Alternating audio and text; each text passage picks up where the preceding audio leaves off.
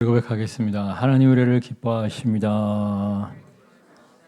우리를 축복하십니다. 우리를 사용하십니다. 정말 하나님 우리를 너무나 기뻐하시고 축복하시고 축복의 통로로 사용하심을 믿고 나아가는 모두가 되시기를 주님의 이름으로 축원합니다. 가만히 보면 우리 모두에겐 청개구리 심보가 있습니다. 예를 들면 이제 밤에 텔레비전 뉴스를 보고 있는데 야식이 좋지 않다. 특별히 밤에 야식으로 라면을 먹는 것은 정말로 좋지 않다. 이런 뉴스를 보게 됐어요. 그럼 갑자기 마음이 어때요? 야식을 먹고 싶죠. 내동 안 먹던 라면도 끓여 먹고 싶죠. 그게 사람의 심보예요, 심보. 요즘 심리학자들은 부정 명령보다 긍정 명령이 사람들을 더 건강한 방향으로 이끌어 나간다 이런 얘기를 해요. 이게 무슨 얘기냐면 예전에 제가 이제 아침에 수영을 좀 할 때가 있었어요. 한 7년 정도 했는데 요즘은 안 해요. 아침에 이제 수영을 하러 가면 수영을 하시고 이제 곧장 출근하시는 분들이 대부분이었는데 그 중에 이제 한 분이 그런 말씀을 하시더라고요. 자기가 원래 밤에 야식을 먹고 밤에 술을 마시는 것을 굉장히 좋아했다는 거예요. 근데 이제 아침에 일찍 나와서 수영을 하려고 하다 보니까 밤에 야식 먹고 과음하면 못 일어나서 수영을 빠지는 날들이 많더라는 거예요. 또 빠지지 않고 나와서 수영을 한다 할지라도 야식을 먹고 과음을 하면 음주 수영이라고 그분이 표현하시더라고요. 몸이 무거워서 자꾸만 뒤처지게 된다는 거예요. 그래서 그분이 이제 야식을 먹지 말아야지, 밤에 술을 먹지 말아야지 해서 야식을 끊고 술을 끊으신 게 아니라 아침에 수영 나가야지. 아침에 수영 나가서 선두를 차지해야지. 그러다 보니까 자연스럽게 예수 안 믿는 분인데 야식과 멀어지고 밤에 과음과 멀어지는 스스로를 발견할 수가 있었다는 거예요. 그러니까 야식 먹지 말아야지 이런 건 이제 부정 명령인 거고요. 아침에 일찍 나가서 수영해서 건강하게 살아야지 이런 건 이제 긍정 명령이에요. 그래서 우리가 이제 부정 명령을 추구하는 것보다 긍정 명령을 추구할 때 훨씬 더 나를 효과적으로 바꿔줄 수 있다. 이렇게 심리학은 이야기하고 있어요. 근데 성경도 마찬가지입니다. 성경도 가만히 읽어보시면 예수님 오시기 전에 기록된 구약 성경을 보면 부정 명령이 많았어요. 뭐 하지 말아라. 뭐 하지 말아라. 그거 하면 망한다. 그거 하면 손해본다. 이렇게 부정 명령이 많았는데 이제 신약 시대로 가면 신약 시대는 예수님이 이제 오신 다음에 기록된 말씀이 신약 성경 아니겠습니까? 우리가 이제 나의 죄인됨을 자백하고 예수님을 나의 마음속에 구원자와 주님으로 영접하게 되면 하나님의 영, 예수 그리스도의 영, 성령이 우리가 함께 하시잖아요. 성령의 능력으로 변화된 삶, 하나님을 기쁘시게 하는 삶, 먼저 그의 나라와 그의 의를 구하는 삶으로 말미암아 축복의 통로가 돼야 할 것을 말씀하고 있어요. 그러니까 하나님 말씀에 불순종하지 않음으로 말미암아 손해보는 삶, 망하는 삶을 살지 말아라. 여기서 끝나는 게 아니라 정말 성령 충만함으로 말미암아 적극적으로 하나님의 뜻을, 하나님이 기뻐하시는 뜻을 추구함으로 말미암아 정말 축복의 통로의 삶을 살아라. 이렇게 긍정 명령이 신약 성경에는 많은 것을 우리가 성경을 통해서 볼 수가 있어요. 오늘 읽은 말씀도 사실은 이제 부정 명령인데 신약에 가면 이 부정 명령이 긍정 명령으로 적극적으로 바뀌어지는 것을 볼 수가 있습니다. 오늘 말씀에 그러니까 출애굽한 이스라엘 백성이 가나안 땅에 도착하기 전에 그들을 먼저 하나님의 산, 신의 산으로 부르시죠. 호렙산이라고도 하는데 그 산에서 하나님의 율법을 주십니다. 그러니까 율법 전체는 이제 레위기 말씀에 기록되어 있어요. 근데 그 레위기 말씀의 축약판인 10계명을 먼저 주시는데 오늘 말씀이 그 10계명 중에 3가지 말씀이에요. 우리 짧으니까 전체를 다 천천히 읽어보겠습니다. 살인하지 말지니라, 간음하지 말지니라, 도둑질하지 말지니라. 살인하지 말라, 간음하지 말라, 도둑질하지 말라 이렇게 부정명령인데 어때요? 이 말씀에 동의가 되십니까? 옳다고 생각이 되세요? 그러니까 이 세 가지 말씀은 정언명령이라고 할 수 있어요. 정언명령이 뭐냐면 임마누엘 칸트가 처음에 이야기를 했는데 시대를 떠나서 사회와 문화를 떠나서 인류가 꼭 지켜야 할 윤리 규범, 이게 정언명령이라는 거예요. 최소한 이거는 지켜야 그 가정이나 사회가 파괴되어지지 않고 존속할 수 있는 기본적인 명령이 정언명령이다. 이렇게 임마누엘 칸트가 이야기하거든요. 최근에 이제 정의란 무엇인가라는 책이 우리나라에서 선풍적인 인기를 끌었는데 그 책에서도 보면 정언명령에 대해서 이야기하면서 우리가 시대마다 정의가 다르지만 그래도 인류의 보편적 가치, 시대와 문화를 떠나서 모두가 함께 추구해야 할 정의가 있다 이야기하면서 정언명령을 이야기해요. 그러니까 정언명령은 시대가 달라도 문화가 달라도 종교가 달라도 인류의 보편적 가치로서 누구나 사회 존속을 위해서 가정의 존속을 위해서 추구하는 것이 옳다고 생각하는 명령을 정언명령이라고 이야기를 해요. 그러니까 여러분 이 세 가지 명령이 다 옳다고 생각하시고 계시죠? 그러니까 불교한테 이야기하면 틀리다고 얘기할까요?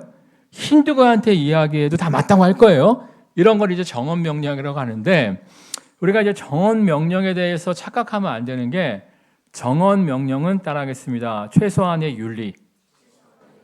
최소한의 윤리예요. 최대한의 윤리가 아니라니까. 여러분 살인하지 않는다고 그 가정이 행복해져요? 살인하지 않는 게 당연한 거지. 살인하지 않으면 그 가정이 행복해져요? 아니 간음하지 않아. 간음은 안 하는데 부부가 서로 소 닭 보듯이 해. 그 가정이 행복해져요? 이건 최소한의 윤리지 최대한의 윤리가 아니에요. 가끔씩 이제 전도회 현장에서 제가 예수님 믿어야 됩니다. 우리는 다 죄인입니다. 그래서 이제 한 번 죽는 것은 사람에게 정해진 것이고 그 외에는 심판이 있다고 말씀하셨는데 우리의 영혼이 이제 하나님의 심판대 앞에 서게 됩니다. 근데 우리의 문제는 의인은 없나니 하나도 없다고 말씀하셨기 때문에 하나님의 심판대 앞에 서게 되면 우리가 다 죄인으로 판정받아 펄펄 끓는 지옥불에 던지게 됩니다.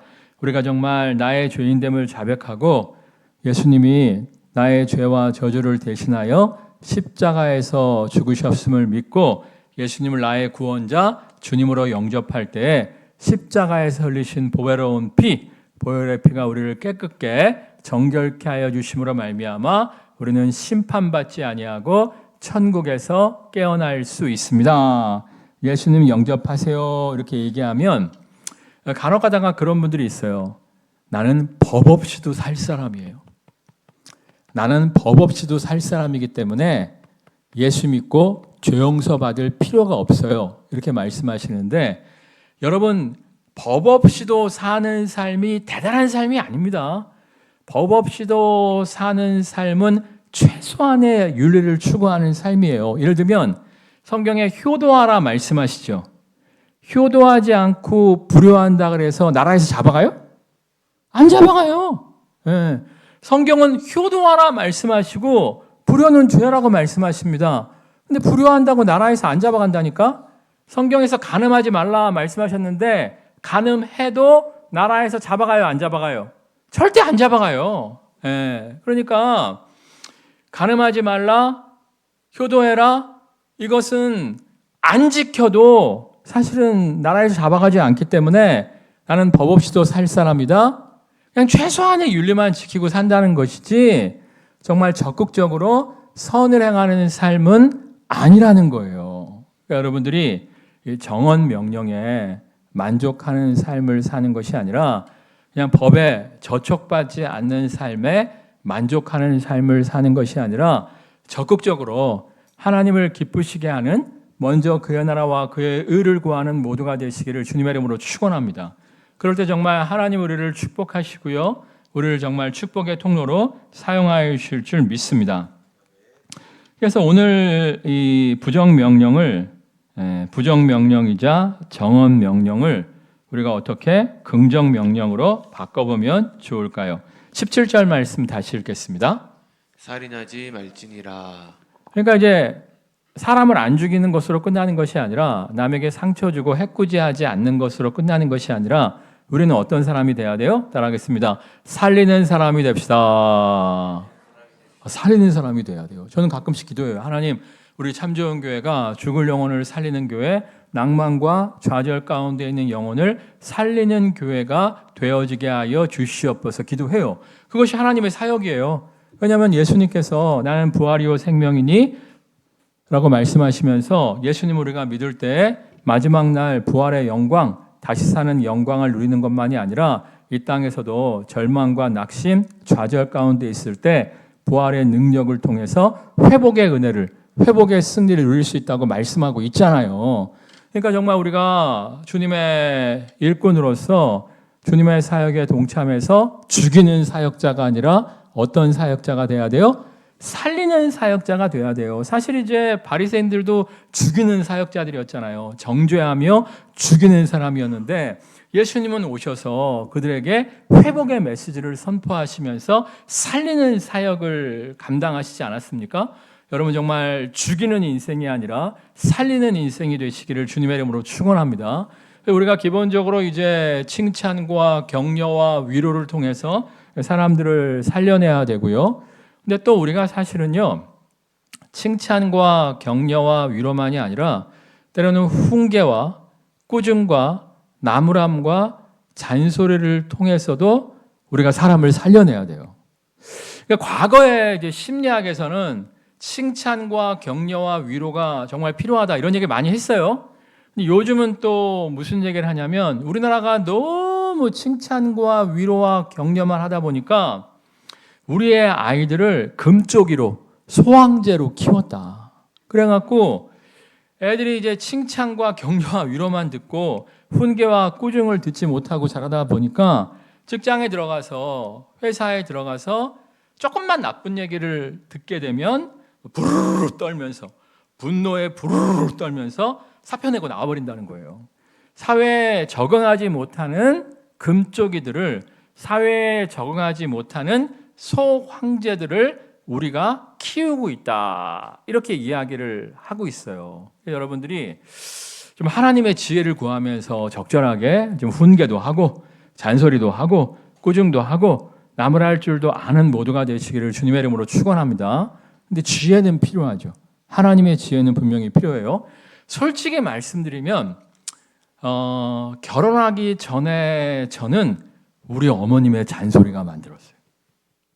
야, 우리 어머니 잔소리 대마왕이에요. 잔소리 대마왕인데 우리 어머니가 오늘의 나를 만들어줬다니까? 결혼한 다음에는 우리 아내의 잔소리가 오늘의 나를 있게 한 거예요. 난 사실 지금도 어머니는 돌아가셨고 아내의 잔소리를 귀중히 여깁니다. 귀중히 여겨요. 그래서 제가 이제 항상 이야기해요. 당신이 나한테 항상 잔소리를 해야 된다. 왜냐하면 내가 이제 뭘 안 해야지, 뭘 하지 말아야지, 뭘 해야지 마음에 먹었다고 할지라도 자꾸 잊어먹거든. 자꾸 잊어먹고 막 옛날 버릇 나오고 막 그럴 때가 있어요. 그럴 때 와이프가 그때마다 브레이크를 걸면서 잔소리를 해주는 덕분에 제가 큰 실수 없이 지금까지 목회를 잘하고 있는 거예요. 물론 이제 잔소리할 때 조금 나의 컨디션을 봐달라는 얘기도 하기는 해요.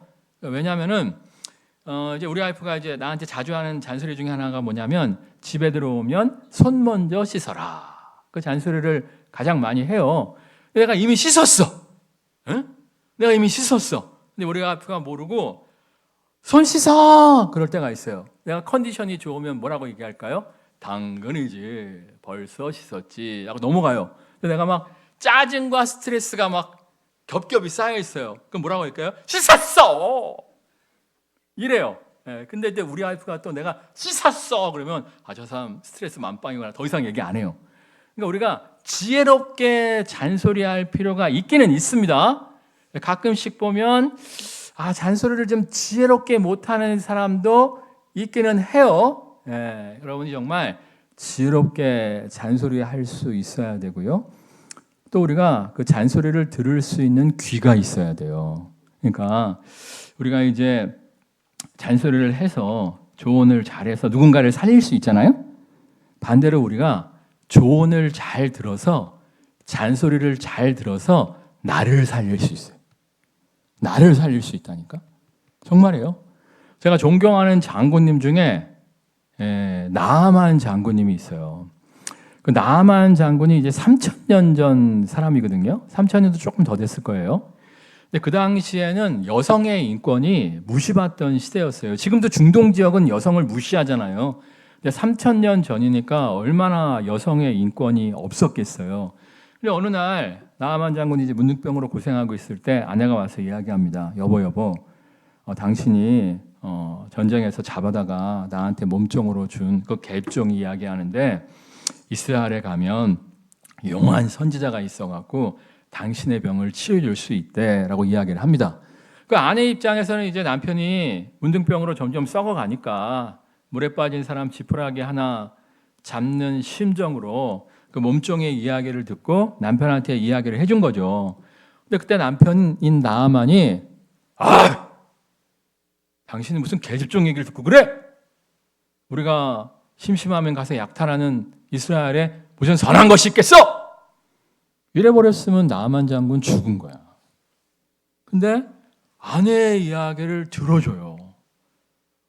사실 제가 목회하면서 보면 아내의 이야기를 1도 안 듣는 고집스러운 남편이 꽤 있습니다. 요즘은 거의 없어. 요즘은 거의 없는데 제가 이제 전사 시절에 부목사 초기 시절에 아내 말을 안 들어도 진짜 안 듣는다. 내가 그때 부목 시절에 설교 시간에 그런 얘기를 많이 했어요. 여러분, 아내 말을 잘 들으면 자다가도 떡이 생깁니다. 이렇게 얘기해도 아내 말 징하게 안 듣는 남편들 많대. 근데 요즘은 뭐 많이 달라졌어요. 요즘은 많이 달라졌죠? 아멘할 타이밍이었는데 요즘은 많이 달라지긴 했는데 하여튼 그 시대는 아내 말을 듣던 시대가 아니었단 말이야. 그리고 사실 나아만 장군 정도 되면 아내가 한 명이 아니에요. 성경을 자세히 읽어보시면 전쟁에 나가서 여자들을 막 약탈해갖고 자기 와이프 하녀로 주기도 하지만 자기도 첩으로 취하잖아요. 그러니까 나아만 장군의 아내가 한둘이 아니었을 거야. 그럼에도 불구하고 아내의 이야기에 귀를 기울일 수 있었어요. 또 이제 엘리사를 만나는데 엘리사가 문전박대하잖아요. 나와보지도 않고 좋은 게하시를 보내갖고 요단강물에 가서 씻으십시오라고 얘기하잖아요. 그러니까 막 대노하지 않습니까? 막 화가 나갖고 그러니까 약소국이에요. 그 당시 아람보다 이스라엘이 약소국이었는데 약소국의 선지자가 나와보지도 않으니까 막 승질을 부리죠. 그러면서 뭐라고 얘기합니까? 우리나라에 좋은 깨끗한 강물이 많은데 이 똥물에서 무슨 목욕을 하냐 이렇게 얘기하는데 지금도 가보시면 아람은 물이 맑고요. 요단강은 진짜 똥물이에요. 막 대노할 때 그때 부관이 부하장수가 뭐라고 얘기합니까? 더 큰 일을 시켜도 하실 것 아닙니까? 라고 이야기를 해요. 사실 그 당시는 전제궁주 시대였기 때문에 부하장수가 말을 안 들으면 그냥 재판 없이 목을 댕강 쳐버릴 수 있었어요. 근데 부하장수가 그렇게 막 흥분해갖고 열받아 있는 상황 속인데도 불구하고 그렇게 말을 할 수 있었다는 것은 나아만 장군이 평소에 듣는 귀가 있었다 없었다? 있었다는 거예요. 저도 이렇게 사람들을 대할 때 그 위에 이제 나이 많은 어르신 목사님들을 대할 때 얘기하면 듣는 어르신들이 있어요. 그분들한테는 이야기를 해요. 몇 번 얘기해 보면 전혀 안 듣는 분들이 있어. 얘기 안 해요. 특별히 또 화가 나 있는 상태 속에서 얘기해봤자 본전도 못 건지거든요. 말 안 해요.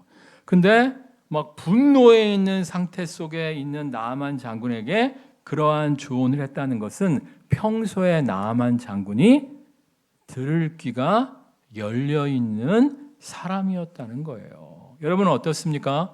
여러분은 여러분의 가족들에게 꽉 막힌 사람, 고집쟁입니까? 아니면 들을 귀가 있는 사람입니까? 예수님도 말씀하셨죠. 떠나겠습니다. 듣는 자는 살아나리라. 그러니까 하나님의 말씀이라는 게 성경을 통해서 우리에게 말씀하시는 것만이 아니라 우리의 사랑하는 사람들, 이런 사람들을 통해서 하나님이 우리에게 말씀하시기도 하거든요. 근데 우리가 고집불통 귀를 닫고 산다면 우리를 인도하시는 하나님의 음성을 들을 수가 없습니다. 그렇다고 해서 팔랑귀가 되라는 건 아니에요. 내가 가끔씩 보면 누가 입어서 좋다 그러면 사 먹고, 누가 젖불이 좋다고 하면 사 먹고, 그러다가 오히려 합병증으로 돌아가시는 분들 많더라고. 팔랑귀는 되지 마시고요. 그렇지만 들을 귀 있는 자가 되시기를 주님의 이름으로 축원합니다. 조언이나 충고, 훈계를 잘 들음으로 말미암아 자기 자신부터 살릴 줄 아는 모두가 되시기를 주님의 이름으로 축원합니다. 두 번째 18절을 읽겠습니다. 간음하지 말지니라. 그러니까 이제 간음 안 한다. 간음은 안 하는데 부부가 소닥 보듯이 하고 살아. 그럼 불행한 거예요. 우리가 이제 간음하지 않는 것을 넘어서 부부가 서로 화목해야죠. 화목해야죠. 저는 사실 이제 어렸을 때부터 화목한 가정에 대한 환상, 소망, 꿈이 있었어요. 왜냐하면 제가 여러분 아시겠지만 독생자 외아들 아니겠습니까? 우리 어머니가 저만 낳고 둘째, 셋째가 다 사산이 되지 않았습니까? 그리고 이제 사실 우리의 가정이 그렇게 화목한 가정이기보다는 좀 시끄러운 가정이었어요. 시끄러운 가정이었기 때문에 난 진짜 행복한 가정을 만들고 싶어. 나는 정말 화목한 가정을 만들고 싶어. 아니 우리 어머니가 심심하면 나한테 그랬다니까. 너 아니었으면 내가 벌써 도망갔다. 나 어렸을 때. 그러니까 내가 이제 어린 마음에 상처가 얼마나 많아. 나는 정말 건강한 가정, 행복한 가정을 만들고 싶다. 그런 생각을 많이 했었는데 제가 대학교 다닐 때 그때도 이제 모태솔로였어요. 제가 이제 28살까지 모태솔로였다가 처음 연애에 성공한 게 저 뒤에 앉아 있는 우리 와이프예요. 그때도 이제 모태솔로였는데 교수님이 그런 얘기를 하는 거예요. 자기가 결혼한 지 한 30년 됐는데 자기는 아직도 와이프가 사랑스럽다는 거예요. 그 비결이 뭐냐면 자기는 아내에게만 집중한다는 거예요. 난 솔직히 그때 뭔 소린가 했어. 이해가 안 되더라고. 저게 뭔 소리야. 그랬는데 그래도 그게 기억에 남더라고. 왜냐하면 이제 내가 보니까 그 교수님 내가 아내분을 직접 만난 적이 있었는데 성격이 되게 까다로워요. 성격이 굉장히 까다로워갖고 내 마음속에서 저런 여자랑 어떻게 살지? 이런 생각을 내가 했었거든요. 근데 그 교수님은 진짜 그 와이프를 사랑하더라고요. 어떻게 그 딸도 제가 알게 돼갖고 딸한테 이야기를 들어봤더니 아빠가 정말 엄마를 끔찍하게 여기더라고요. 그래서 비결이 뭘까 생각을 해본 적이 있었는데 제가 이제 결혼해서 살아보니까 집중을 하는 게 맞아요. 많은 부부들이 도중에 포기해요. 우리 남편은 아니야. 우리 와이프는 아니야. 그리고 많은 부부들이 서로에게 그냥 신경 끄고 할 도리만 하고 언제 은퇴하냐? 황혼이혼해야지. 이러고 살아가는 사람들이 의외로 많아요. 의외로 많아. 그러니까 이제 집중을 한다는 건 뭐냐면 포기를 안 한다는 거야. 집중하고 어떻게 하면 아내와 화목하게 살까? 어떻게 하면 아내와 행복하게 살까? 이걸 추구하는 거예요. 제가 얼마 전에 책장을 정리하다가 예전에 읽었던 책을 이렇게 뽑았어요.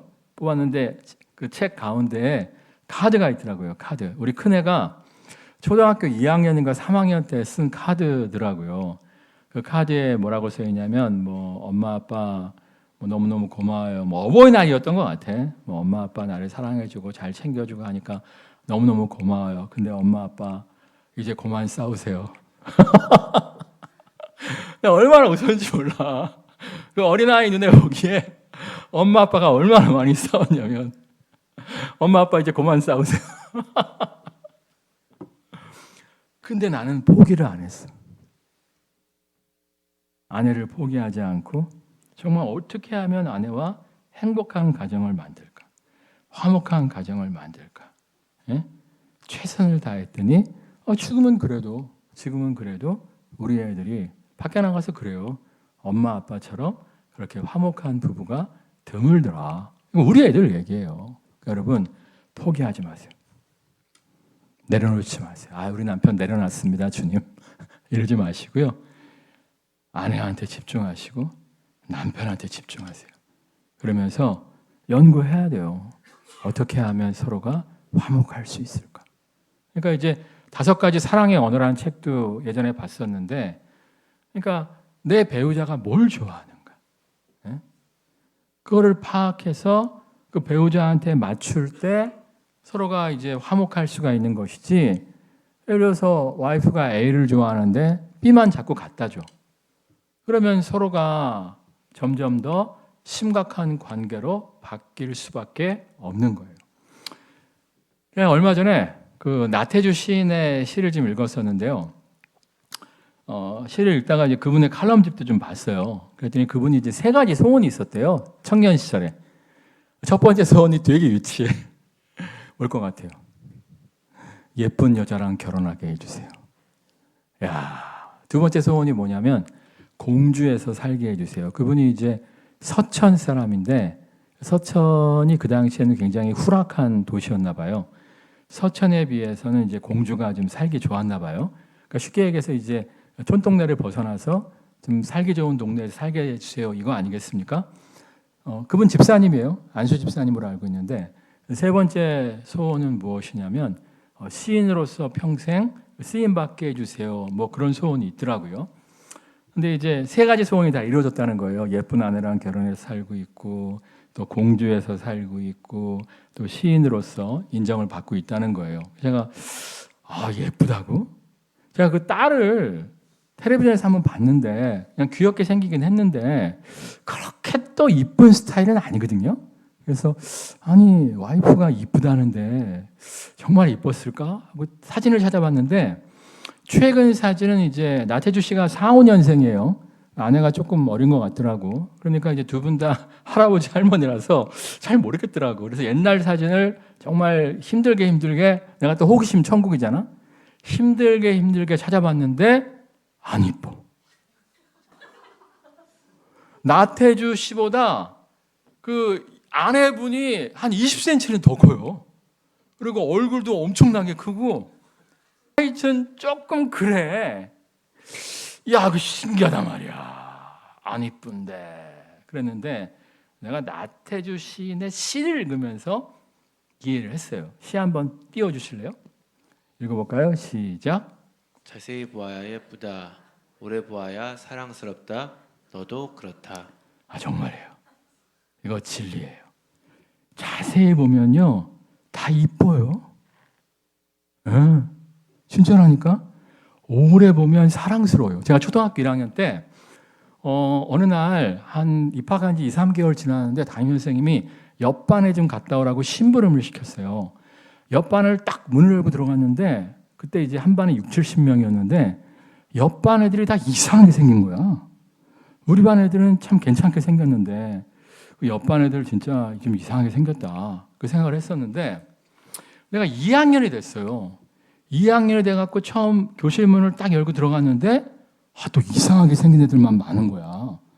우리 반에 왜 이렇게 이상하게 생긴 애들이 많지?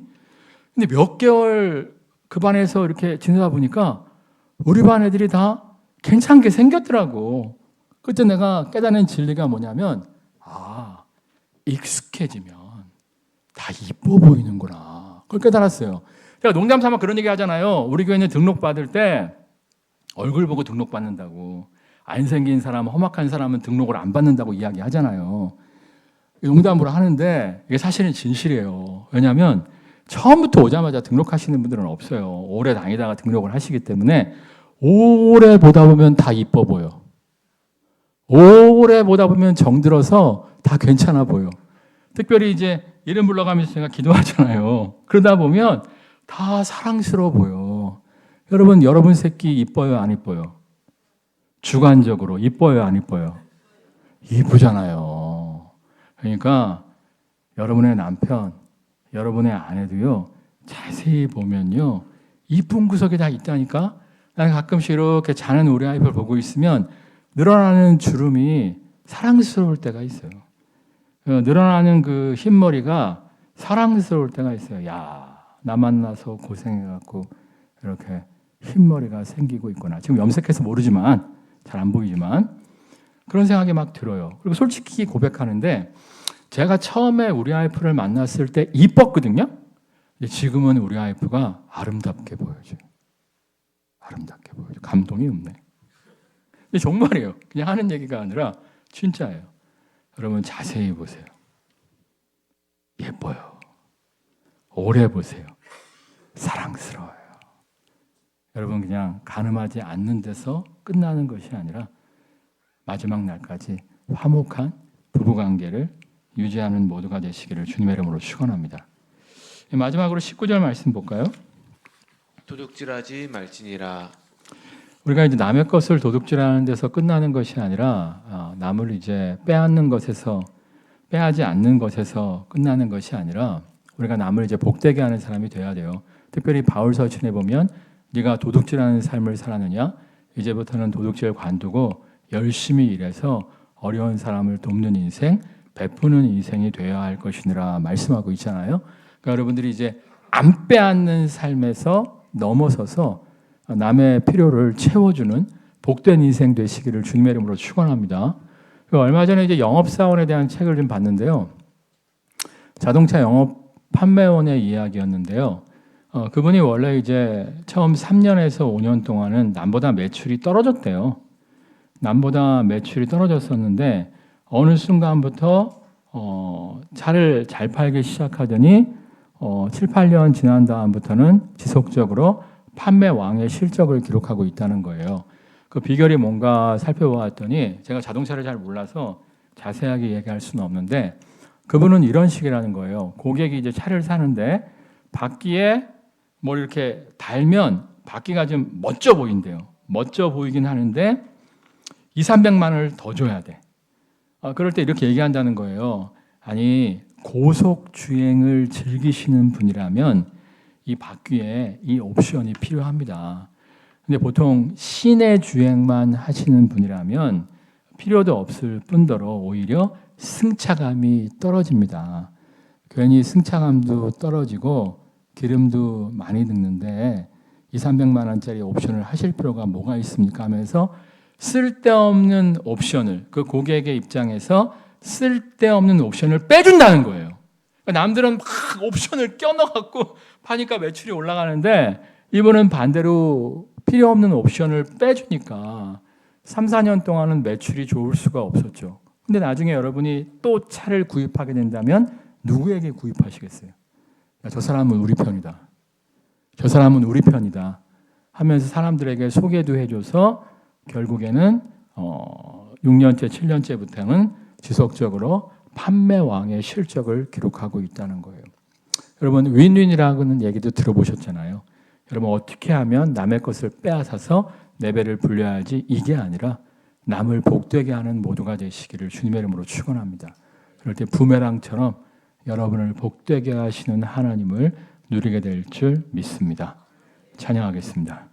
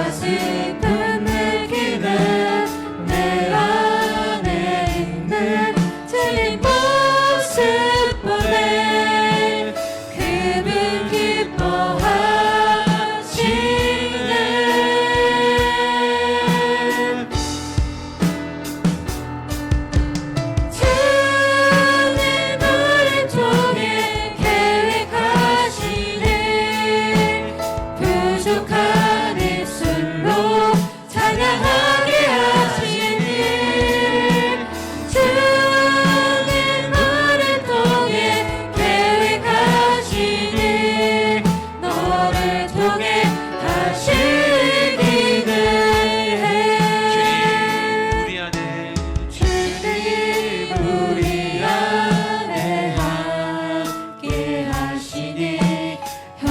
내 자매의 기쁨과 슬픔 느끼는 내 안에 있는 주님 모습 보네. 그분 기뻐하시네.